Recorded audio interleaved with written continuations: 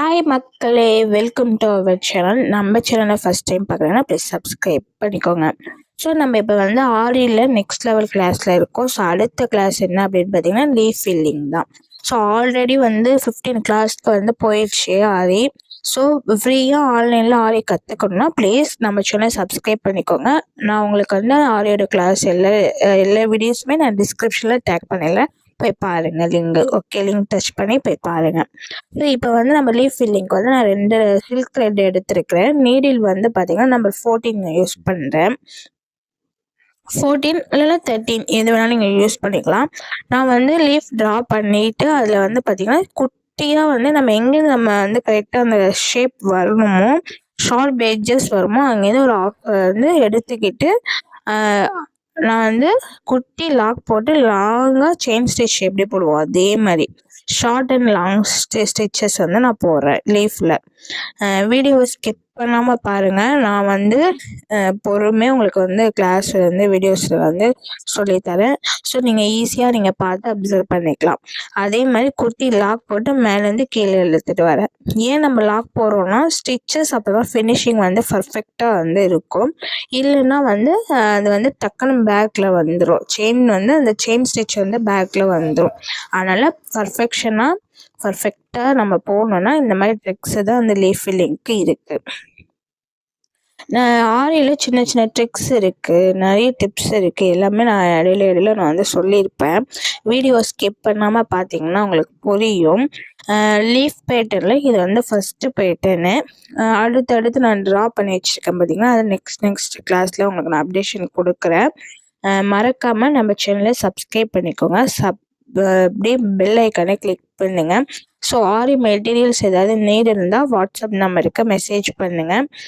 கிளாஸில் ஃப்ரீயாக ஜாயின் பண்ணோம் அப்படின்னா இந்த வாட்ஸ்அப் நம்பருக்கு உங்கள் நேம் அண்ட் ப்ளேஸ் போட்டு ரிஜிஸ்டர் பண்ணிக்கோங்க. நமக்கு வந்து இத்தனை மந்த்து தான் அப்படின்னு கமிட்மெண்ட் கிடையாது. நீங்கள் புதுசாக இப்போ தான் வீடியோ பார்க்குறீங்க, கிளாஸில் சேரணும் இன்ட்ரெஸ்ட் இருக்குன்னா நீங்கள் ஜாயின் பண்ணிக்கோங்க. இது வந்து full and fully certificate course.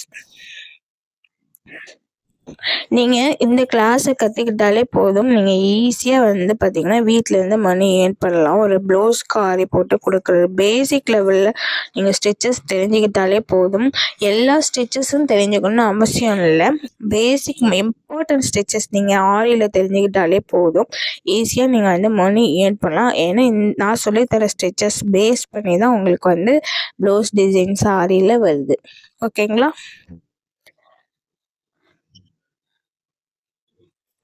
நெருக்க வந்து நம்ம போடணும். கேப் விடக்கூடாது.